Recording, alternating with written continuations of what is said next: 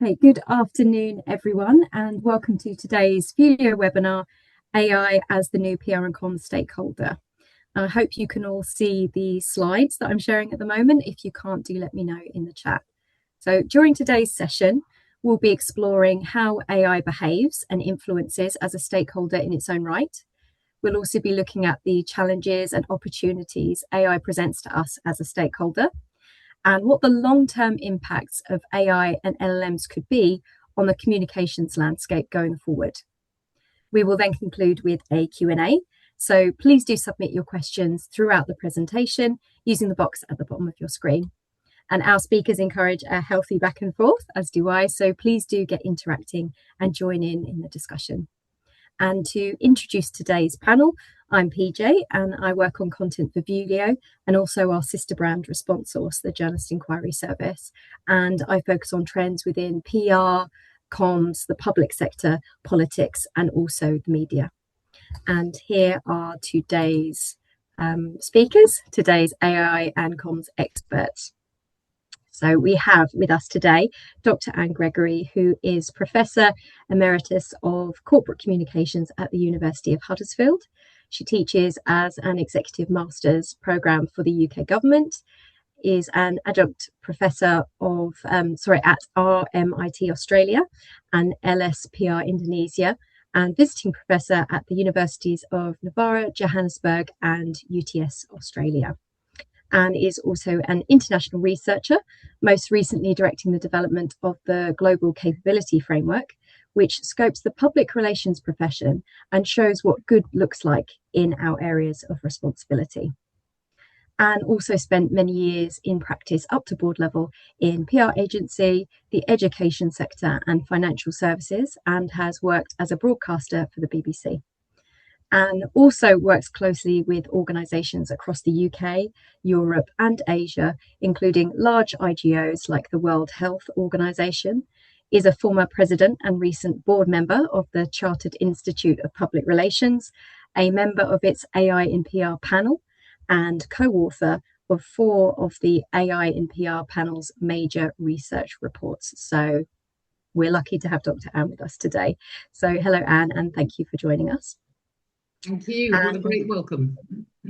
Thank you very much. And so now we're going to move on to Stuart. So Stuart Bruce is the PR Futurist. He's the joint CEO of AI transformation consultancy Purposeful Relations and is globally recognized as a leading expert on AI for public relations, communications and corporate affairs. Stuart advises on all aspects of artificial intelligence, including AI adoption and implementation, as well as ethical and responsible use to ensure stakeholder trust in AI. Stuart is also the founder and CEO of Stuart Bruce Associates, which specialises in crisis communications, reputation management, and corporate affairs. Stuart serves on the PRCA's PR and Communications Board, where he leads its AI working group. He has previously served as a CIPR board director. He also lectures at universities across the country and teaches postgraduate and professional qualifications for the CIPR, PRCA and AMEC. And thank you for joining us today, Stuart, as well. Thank you. Glad to and be thank here. you both for being so patient while I read that out as well. Hopefully I got everything right. And so today, before we dig into what is a huge conversation across our industry at the moment, let's just have a brief look at the current landscape we're working in and why this is a phenomenon that's already happening in our sector and that can't be ignored. So Gartner's recent report, Top Predictions to Inform 2026 Comms Strategies, which I'm sure everyone on the call has definitely read or at least seen lots of discussion around on LinkedIn, I'm sure, found that by 2027, mass adoption of public LLMs as a replacement for traditional search will drive an increase in PR and earned media budgets. And then to add to this, BCG's AI Radar Global Survey found that corporate investments in AI have doubled since last year and are definitely here to stay. So this is something our sector sees as the future and is investing in. And that makes sense considering what has been happening this year and what is ahead on the horizon as well. In January of this year, the PRCA released its paper on responsible AI. And then in April, this month, CIPA's State of the Profession survey launch included a focus on developments in AI and the global news agenda. And then for just one of the things that is coming up around AI, something to be aware of and plan contingencies for is the upcoming EU AI Act deadline, which could be pushed back to December 2027, but is something that certainly can't be ignored by our industry. And for anyone on the call who's still wondering if AI really is definitely a stakeholder for PR and comms, Rupert Younger, the director of the Oxford University Centre for Corporate Reputation, has this to say. Back in 2024, in his essay, AI is not just a technology, it has become a stakeholder. So that's a good read if you haven't already, but it's all there in the title as well. And I'll drop the slides for now so that we can start picking the brains of our expert panel. So let's dig in. And this is a question for both of you, but I'll go to Anne first. So what kind of stakeholder is AI, if indeed it is a stakeholder? Is it passive, active, or something else? Well, what a great question to start. I guess in one sense, AI is a compliant assistant. So it helps us along all the campaign creation trail, from research to identifying and prioritizing stakeholders, suggesting optimum channels, tracking sentiment, etc., etc. But even here, it's doing that in your name and in your organization's name. So you have to have a stake in its work, and it certainly has a stake in your work. It's also shaping what you do and how you do things. It's making decisions that have consequences. For example, it might be using copyright material, and if it's discovering gaps in research, it might be hallucinating. And so we're becoming increasingly dependent on these tools, and they're shaping our practice and behavior.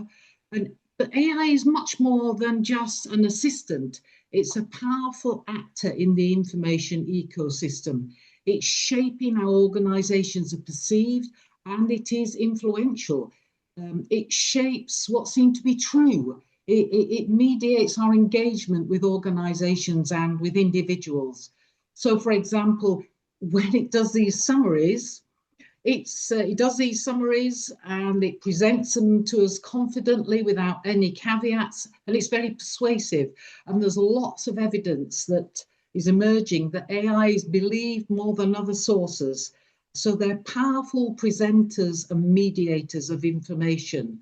So is AI just a mirror reflecting back what we know, or is it an active shaper of narratives, an active shaper of relationships? Well, we've got podcasts that are led by AI agents. We have assistants and avatars that help us. And many people have some sort of attachment to them. They can give them names. But does AI have a relationship with us? Well, no. They can't form relationships. They don't understand the consequences of their actions. For example, when Grok was undressing real people, it didn't intend to produce degrading images. It was an algorithmic process, but it had consequences. So although they don't have intentionality, these agents do have consequences.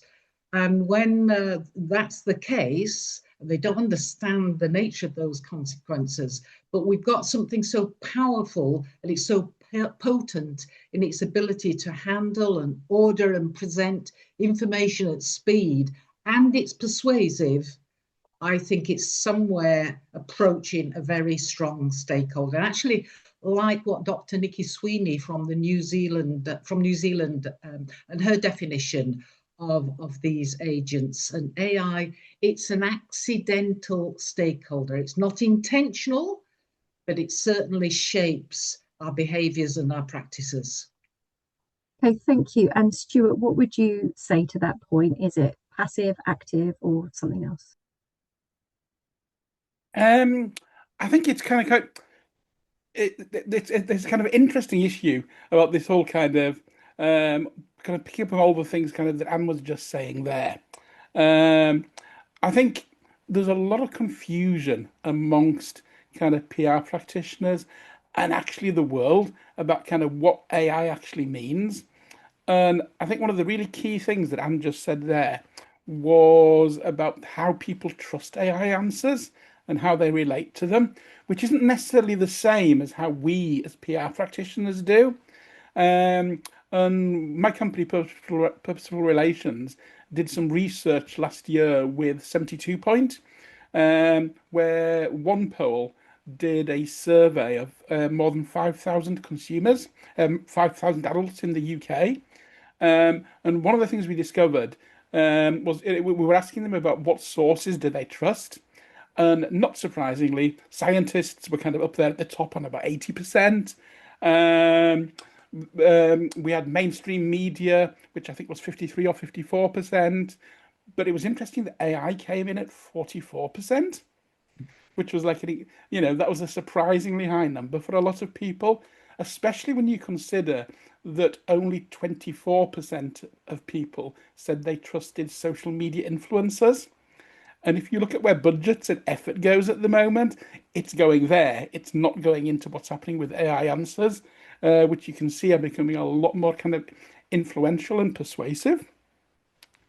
And I think kind of one of the kind of the other kind of key things about that as well is you've got these, you've got, I'm talking about accidental stakeholders. You've actually got the accidental AI users, because even those people that aren't using AI, they're still going to be seeing those AI overviews in search. And, this is where we talk about zero click, because people are often seeing those answers and going no further. And we've really got to kind of, so it's not necessarily just about visibility. It's actually also about accuracy. How are you not just about how your organization is being portrayed, but how your leadership, how your people are being portrayed, and how your issues, if people are asking questions about a particular policy or, something in current affairs, people want to, people are going to see, you're going to want your particular perspective to be coming out in those AI answers. Yeah, absolutely. And I mean, I think you've both kind of answered this, but just to, I guess, make the point even clearer, what are the central dangers of not regarding AI as a stakeholder, as it's influential, but just as an assistant? And I'll direct that to Anne first, if I may. Yeah, I think it's quite dangerous to underestimate its power to curate and shape information. Bearing in mind what Stuart says, which I agree with, and maybe PR people are more skeptical of AI than others, but the world isn't peopled by AI experts or public relations experts. And for a lot of people, it has become a source of truth. And even though that we know, and maybe they agree, because they've said about this about the media for years and years, that they don't believe what they see on social media or they read in these summaries. Actually, they usually do. And although they're incomplete and biased, we tend to believe them, and they are influential. And if you don't regard AI as an influential stakeholder, you can be in trouble. And just to sort of indicate how this sort of new reality is really penetrated into organizations. We've heard so many times, haven't we, that we are going to be a data-led organization. I've even heard of one organization that's got a bot on the board, and it's there to make purely rational decisions. We and boards in particular like the idea of rationality, and we think that AI is a rational process. And even though we know that humans don't make purely rational decisions, and that purely rational decisions aren't necessarily the right ones, we do actually put a lot of store on that. And we accept that, what humans can contribute is, context and judgment and an understanding of relationships. But AI is the epitome of rationality, and it's powerful and influential with certain groups of people who tend to make important decisions. So sort of an example of the danger of not treating AI as a stakeholder, something that has power and influence.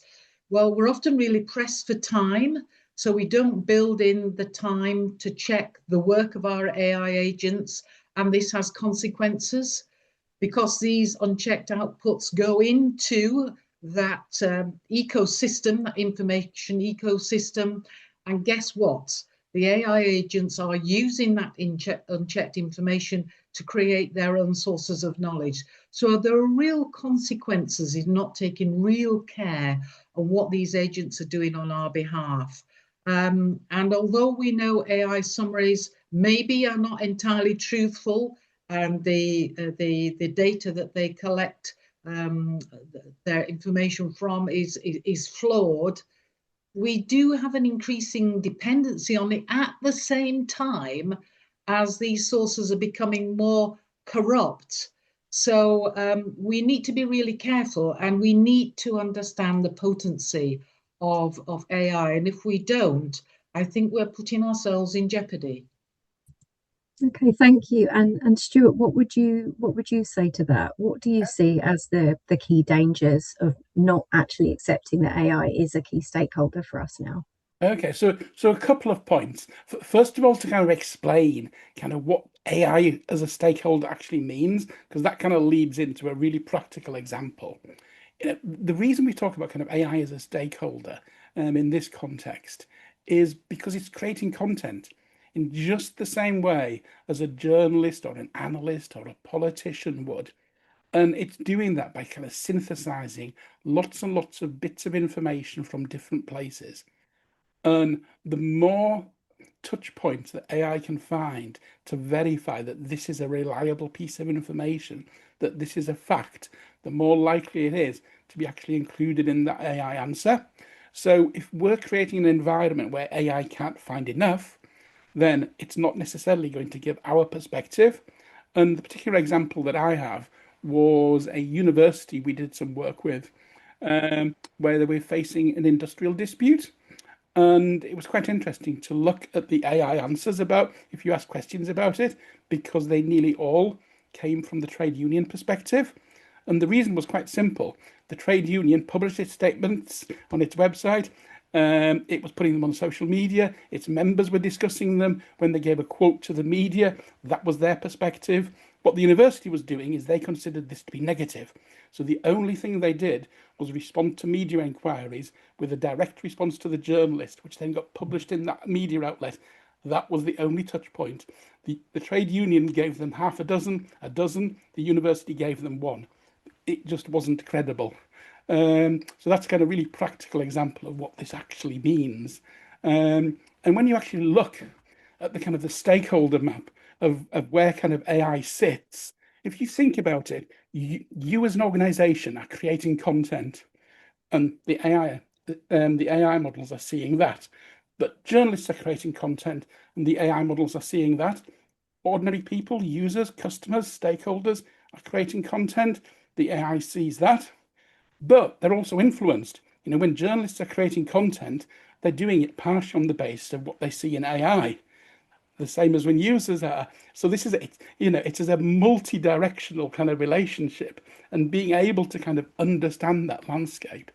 And the fact that you have lots and lots of different large language models makes it even more complicated. It's always an interesting exercise to ask the same type of question. It doesn't have to necessarily be exactly the same prompt across a range of large language models, because what you'll find is a range of different answers.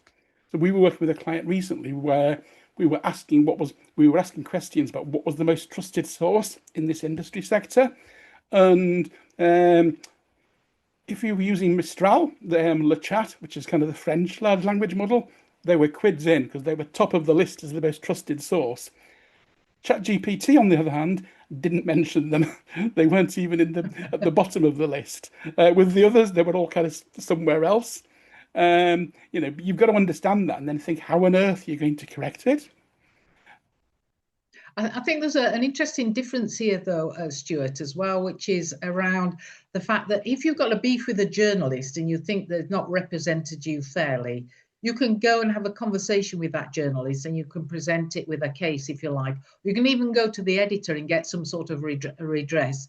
You can't do that with AI, not in the same way at all. So, this thing about it having almost autonomous power, it makes its decisions and there's not an awful lot you can do about it.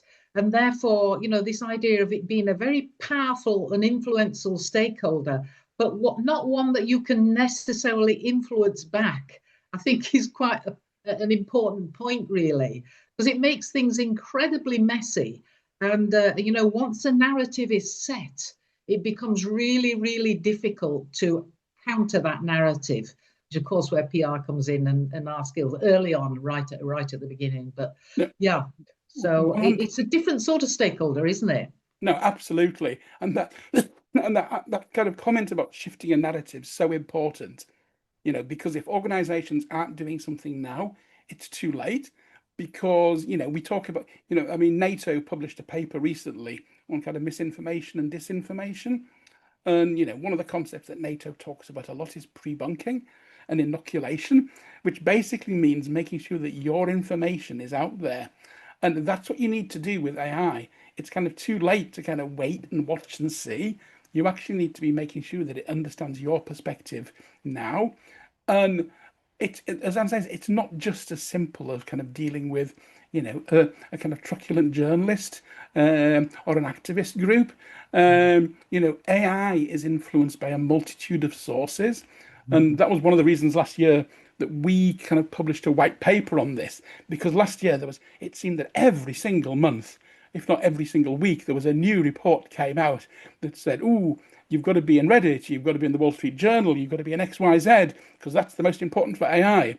And basically, it's all nonsense, because it's actually far more complicated than that. It depends on what the industry sector is, it depends on what the topic is, and it changes over time. Now, what you can do is you can identify the key themes and kind of the big things that you need to think about. So we know that AI looks at earned media. We know that AI looks at owned media, so the stuff on your own website and that you're publishing on kind of your various social channels. We know that it looks at what your employees are saying, what your customers or clients are saying. But it's different for different sectors.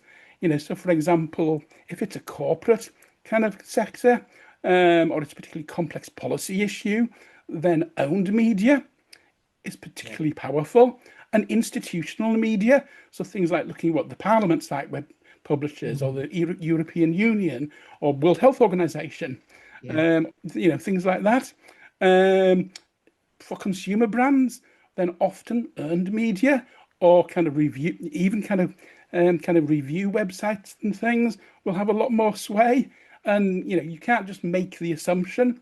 So I think for a lot of organizations, they're having to really review who their key stakeholders are, not just within AI, but everywhere else, because they're going to be different things influencing AI. Perhaps best example is earned media. What used to be your first tier earned media won't necessarily be the ones that AI is looking at, because very often your first tier is hidden behind a paywall. So all AI sees is the first snippet. It's going to look elsewhere for actually the rest of the information. Yeah, and so I guess that comes to a point as well of this is something that PR and comms people really do need to think about now and plan for. But also the PR and comms industry has been incredibly excited about the integration of AI, using it as a tool as well. I guess this is one for you, Anne. So you led the CIPR AI in PR literature review back in 2018. And could you have predicted just how quickly the influence of AI would unfold across the PR and comms industry? But also, why do you think it has been adopted so quickly by organisations and PRs? And what are the implications of that going forward? Well, no, I don't think we could have predicted the speed of this or its reach. Blimey, 2018, it's like centuries ago. It was pre-chat GPT and all the powerful generative models that we're familiar with now, like Claude and Gemini. We're still talking about big data and the dangers of bias and privacy, data collection at scale, surveillance and control, those sorts of things. You know, we couldn't have imagined then, even though there were some unsophisticated tools for image creation and voice replication, you could tell them a mile off, really. But now those images and voice cloning, you know, they're hyper realistic, and the ability to for AI to do scenario planning, agentic AI, wasn't even in the frame then. And I think one thing that's characterized this fourth industrial revolution is its speed and reach. And overall, I think everybody would agree now that the PR industry was quite slow to adopt initially. And then when we did adopt AI tools, we developed an obsession with the tools rather than what this meant for our organizations and the PR function as a whole. And we didn't realize that AI is a stakeholder for the whole organization. And we didn't get involved in those bigger conversations about what it meant for people and what it meant for the workforce and what it meant for culture and the need for mass scale training. We didn't get into those first conversations about what the fundamental approach to these new technologies should be, what the big systems are that organizations should adopt, and how this would affect the overall structure of organizations. Yep, the one or two platform organizations like Airbnb, etc. But you know, the fact that the thought that every organization might use those platforms was still sort of a glimmer in the forward-thinking boss's eyes, I think. So those big questions about the commissioning and the governance of these systems, the impact on people, were left to IT and HR. And these are still the big conversations that are to be had, I think, in our industry. And we need to be involved in those bigger decisions. It's called AI maturity. You know, you just don't think about the tools and the tasks. You think about the bigger implications for the whole of the organization. And that's, I think, where we need to begin to make an input now if we haven't done already. Of course, we're late to the party. One reason we should do that is that those questions about, you know, the bigger impact on the organization and what it does and how it behaves are going to be the questions that people knock on our door for answers to. You know, we're the people that are going to be in the hot seat justifying why all these people are being laid off and why nobody can speak to anybody on the phone anymore. You know, so we better get stuck in there. And I think we are beginning to have those conversations, and we are waking up actually to the fact that we do have an enormous role in the governance of these systems. And we do realize now that the impact of these systems is more than just being able to do pretty pictures, you know, and I'm being insulting to make the point. And therefore, I think, you know, that sort of awareness of, you know, the EU AI Act, which just, and you have mentioned already, and the implications for that, the whole organization implications of that is really important. And those are the conversations we need to be involved in. Because at the end of the day, we're talking about the legitimacy of our whole organizations, the way the whole organization behaves and use these tools. And it tells a story about the organization. It's part of our organizational narrative. And so we need to be forefront and center of those conversations. That's my personal perspective on that. Okay, thank you. And I'll go forward a little bit because I'm aware of time and I want to get as much insight out of both of you as I can while we've got our time together today. So talking about governance, about responsibility as well. I'll direct this on to Stuart, but I think it would be nice to hear from you, Anne, on this as well. So how should comms teams navigate governance in the absence of one prescribed set of regulations or rules on AI use, which is, I guess, what we're facing at the moment? And what are the core responsibilities specifically of the comms professionals here in this? Okay, so that segues neatly from kind of what Ad was just talking about then. So there's lots of kind of points to make here, but I'll try to be as brief as possible. So the first is, and I can see there are some helpful people dropping stuff into the chat, is a couple of months ago, the PRCA published an AI green paper which I was one of the kind of co-authors of, where we actually looked at responsible use of AI. And the whole point about it being a green paper is it was for discussion. We weren't claiming to have all the answers or to have everything in there. We really wanted to kind of spark a debate and flag up some of the issues that we think people need to be talking about. And one of the things that we talk about with my company a lot is what we call social license for AI. And that covers a lot of the things that Anne was just talking about.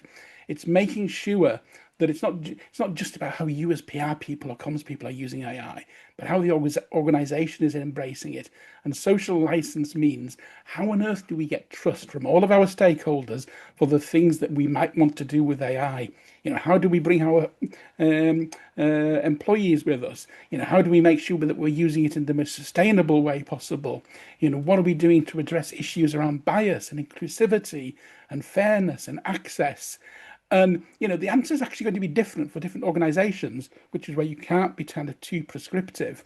So those are the kind of one aspect of what you need to be thinking about. The other one, I love the way you phrased the question and you used the word governance, because too often what people try to do is to create an AI policy. And on its own, that's fairly meaningless. How many policies do organizations have that nobody really reads or understands?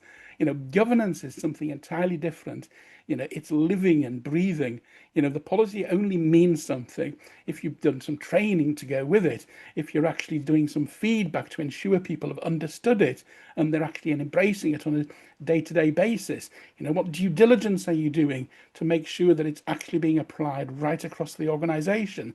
So those are all of the types of things that you kind of need to be thinking about when we talk about governance. And going back to the EU AI Act, so Section 4 of it, one of the things it talks about is there's a duty for employers to ensure AI literacy amongst employees that are using AI.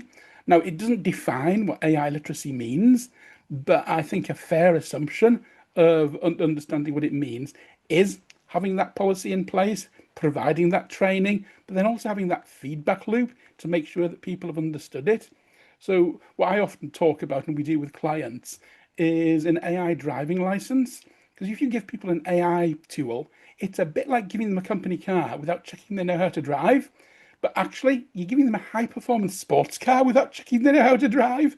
So unless you actually give them those driving lessons and then have a test to see whether it works, that's extremely risky. And if you want to know whether that approach works, there's a brilliant example that both me and Anne kind of know well, which is the UK Government Communications Service. They have something like 85% of their 6,000 people are now using kind of AI on a daily basis with a tool called GCS Assist, which can do a whole host of things from writing a comms plan to preparing for a media briefing, helping with kind of measurement and evaluation, or looking at how you can use behavioral science in a communications campaign in an ethical way. It does all those sorts of things. But before people can actually go out there and use it, they have to do some training first to make sure that they're going to be capable of using it kind of safely and ethically and effectively. Okay, thank you. And so I've got lots of other questions to ask as well, but I'm aware that we're getting lots of good questions as well from the audience. So I'll ask you both one more if that's okay. So from your experiences and what you see happening across the industry today regarding AI's growing role as a stakeholder, what would be your key points of advice for people in the audience to take away today? And if I go to you first, Anne, if that's okay. Right, put me on the spot there. Well, I think, remember, this is not just another technology. It's the most potent technology that we've ever had, and it's shaping what we know, how we behave, and it's shaping our view of the whole world, really. So I think we need to be not afraid of it, but we have to understand its potency. That's point number 2. Point number 2 is don't be seduced by the ever more powerful and I was going to say sexy, but I'm not allowed to say that on a program like this, am I? But these ever more powerful tools. Constantly ask yourself 3 questions. Why are we using this? Why are we using AI? How is it built? So is it biased? Can we understand what's going on there because it's doing it on our behalf? And who's going to be affected by this and how? So AI is a tool to help us build trust and strong relationships with stakeholders. And it's one of a number of stakeholders, but it's probably not the most important. And don't forget, they will use it on you as well. So they will use AI to search about you, make judgments about you. They'll use AI to interact with you, and they'll talk with others using AI. So this is a double-sided coin all the time. But those three questions I think are really important. Why are you using it? How is it built? How does it work? Can we explain it? And who's it going to be affecting? And the last point, therefore, is remember, it's not just an agent at your service, it's at the service of everyone. It's an equalizer of power. And AI takes a stake in you and your organization, as well as you using it to influence, communicate with, and mediate your relationships with other people. Thank you, Anne. And Stuart, what would you say as well? Okay, so I'm going to return to the title of the webinar and one of the first questions that were asked, because that kind of creates quite a good view for me. So the title of the webinar is AI as a Stakeholder, or part of the title. One of the first questions asked was somebody asking about the prediction that there'd be a twofold increase in PR budgets. And what they're referring to there is a report that Gartner produced earlier this year, where they made 5 predictions about the future of kind of communications industry. The first one of which was this kind of twofold increase in earned media budgets. And the reason they were making that prediction is because AI, takes account of earned media. So lots of PR people are getting very excited about the fact, we're going to get all this money, and kind of media relations is kind of coming back into fashion. I would urge people to calm down and not get so excited for lots of reasons. Is kind of one, it's not just earned media. Two, there was a fundamental flaw in Gartner's advice, which was coming from somebody like Gartner. I'm almost afraid to say that they got it wrong, but they did, because what they were suggesting is that chief communications officers should get budget from the chief marketing officer that is currently spent on paid media and invested in earned media. Well, let's just think that through, shall we? If we're not spending our paid budget on earned media, how is the earned media going to be able to employ journalists for us PR people to pitch? It's nonsensical. You actually have to keep the media system in equilibrium. So just for that kind of very practical reason, it's flawed. I think there's also a whole host of other channels. Now, that said, that figure might have been wildly inflated and wildly exaggerated, but the fundamental point of how important this is, of kind of renewing your communication strategy and thinking about every single aspect of your comms plan and what implications AI has for it, is critically important. And I think one of my big concerns at the moment is that because there is so much hype, because there is so much kind of nonsense being talked about, generative engine optimization, answer engine optimization, replacing SEO, search engine optimization, that a lot of kind of comms people, it's turning them off, and they're just saying, oh no, this is all hype.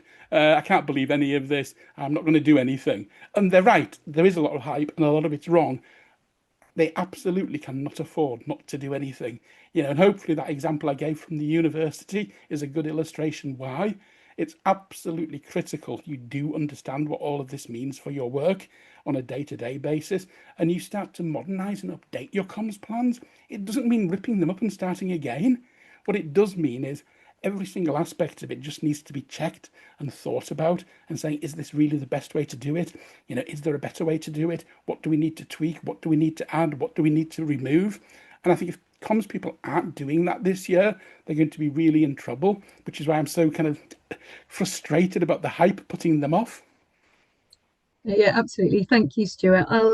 So yeah, we're almost coming to the end of our time together, but I am keen to get to some questions. But just firstly, I'm just going to share my screen again and quickly show you all. something that we've got coming up, Vuelio, that will hopefully be helpful with some of the issues that we've discussed today. And hopefully you can see my screen. But yeah, this is something that will be coming up from Vuelio in the next couple of months, and it's called AI View, and it's part of our Lumina AI suite. And yes, this is a tool that measures how LLMs represent, cite, and position organizations when answering questions. And it's aiming to provide a methodology for understanding what these models say, which sources they draw on, and how your organization is being positioned by them. And just to let you know as well, this isn't what the final product will look like. So our product team will be busy making it look a lot prettier and easier to navigate. But hopefully you can see the thinking behind this and how it could help with the things that we've been talking about today. But there'll be more information coming up on AI View and the launch on the Vuelio blog. So keep an eye out for that. And we hope that it will help you work with your new stakeholder AI that we've been talking about today. And now, so quickly, I'm going to go into some of the questions. Luckily, quite a few of the questions have already been answered by our panelists while we've been talking, but I'll just dig into them now. So I think, yeah, one of the really interesting ones is, yeah, do you have tips? So the traditional press release that PR and comms people use, do you have any simple tips for making press releases more AI friendly so that the content is more likely to be picked up and used? And if I direct that one to Stuart first, if that's okay. Okay, so first I'm going to start by saying what you shouldn't do, because I've heard some people in the industry saying we should be writing for machines now, and I can't think of kind of worse advice that I would more disagree with. We should still 100% be writing for humans. However, it's possible to write for humans in an AI-friendly way. So AI can understand it and read it as well. So that would be kind of the first point I would make. And there are a whole host of kind of things that and some quite technical things, so if you're publishing your news releases on your website, using something called schema makes it easier, for AI to be able to read it. But I don't want to kind of bore everybody with these kind of technical details here.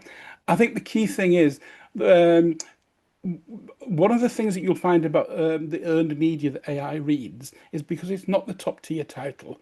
Some of those titles that we sneer at because they kind of syndicate kind of those news releases that we put out, actually AI is looking at them. So, so this is actually a reason for kind of publishing those news releases on your website and distributing them, because it does get them out there and circulated and being talked about. I think one of the other kind of key things is, if you actually look at kind of three of the factors that AI looks at, there's recency, relevance, and reputation. And recency is, it likes content that's fresh. And this is because, and you can't kind of, it's impossible to say definitely why, but the kind of my speculation is that large language models have got a cutoff point. They've got a date of what's in the model, and then they supplement it with what they find by search. So if what they're finding by search is after the date in the model, that's going to be more interesting to it than something before the date, because logically, if it thought that was any good, it would already be in there. So if you're doing things like, publishing a research report, don't just do it as a one-off, but actually keep refreshing it and doing different aspects of it. The relevance one was the thing I was talking about, trade media and really specialist niche titles. AI is going to kind of recognize then. And then the third, reputation, is this thing about proof points and making sure that AI can, prove what it's finding. So, a simple example is, if you've got a spokesperson quoted in a news release, is there a biography on the website? Does their LinkedIn profile say that their expertise is what they're talking about in the media release? Do they talk about it on LinkedIn? Have they spoken at conferences about it? The more proof points that AI finds, the more trustworthy what that spokesperson is saying becomes true. And you know what? It's exactly the same for people. Okay, thank you. And I think we'll go with one more question, I think, and then so we've had lots of great questions come in. If it's okay with both you, Anne and Stuart, I'll direct those questions to you afterwards, and then we can share them with people who are on the call with us today and people who signed up, and I can include them as well, the answers in a blog follow-up if that would be okay. But yeah, just one more question.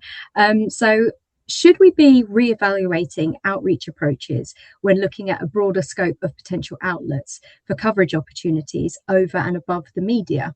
And how important will partnerships with high authority institutions become because of this?